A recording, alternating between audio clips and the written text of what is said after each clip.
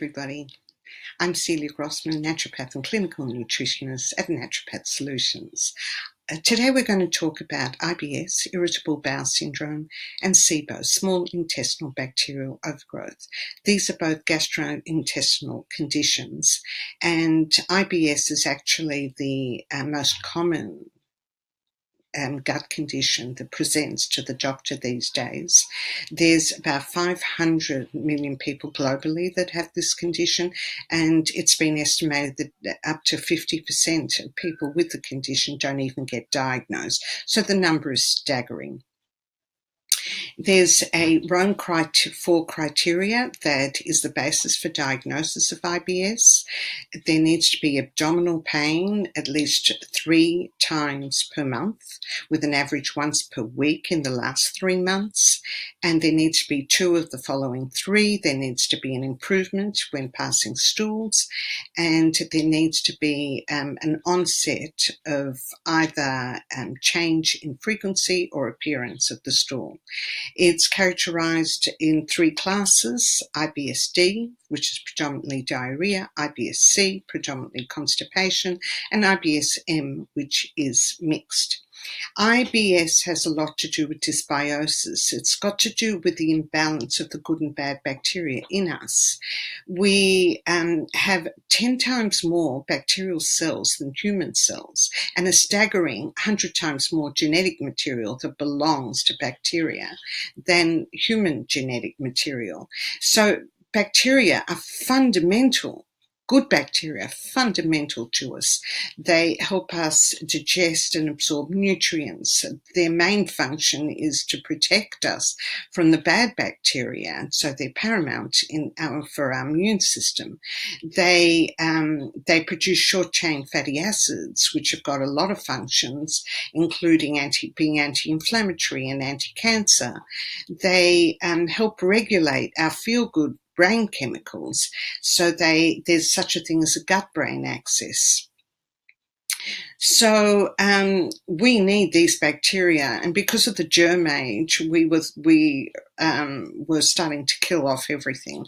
We were given antibiotics for every single sniffle. We weren't letting kids play in the dirt. We were just going crazy and sterilizing everything and not allowing the good bacteria to come into our system and to do the good that they're supposed to do. We also have in us stomach acid that is supposed to sterilize our small intestine, or sort of sterilize our small intestine, so that when food or drink or air comes into our system, the stomach acid limits the amount of bacteria that will enter the small intestine. And this is important because this is an very important area for the final digestion and for absorption of key nutrients into the bloodstream. We don't want live bacteria, or for that matter dead bacteria, entering our bloodstream. So it's important that the small intestine is relatively free of bacteria. And then when you get closer to the colon, you get more bacteria, and in the colon you get heaps.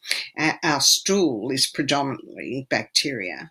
Now, what happens in IBS is you can get this dysbiosis, this imbalance, anywhere in the gut, especially in the bowel, but in the large bowel. But SIBO is specifically in the small intestine, where I said shouldn't be many bacteria. And in fact, SIBO can be either good or bad bacteria, or both, because really that area shouldn't have even too many good bacteria.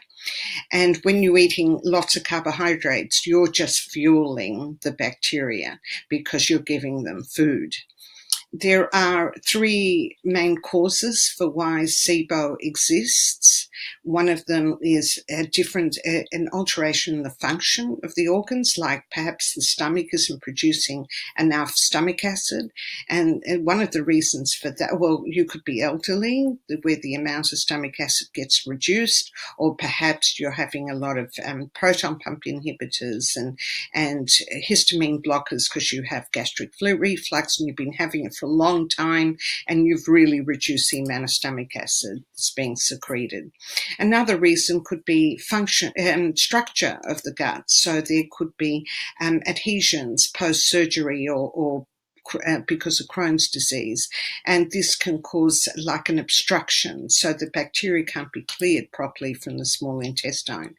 There can also be motility issues. There's a complex in our body called the MMC, the migrating motor complex, and this is like a vacuum cleaner that occurs about 2 to 4 hours after digestion, where it just cleans all the debris from the small intestine into large intestine and finally gets excreted out. So we need to know in regards to SIBO, which is really only a secondary condition, what are the underlying factors? If we don't know that it's a motility problem or perhaps an autoimmune issue that's affecting the motility, or we don't know that there are adhesions, or we don't know that there's low stomach acid, if we give antibiotics like rifaximin or antimicrobials that are herbs, and that's all we do, we might get relapses, and we don't really want that. So in our clinic, we do a test, a SIBO test, to differentiate the different gases.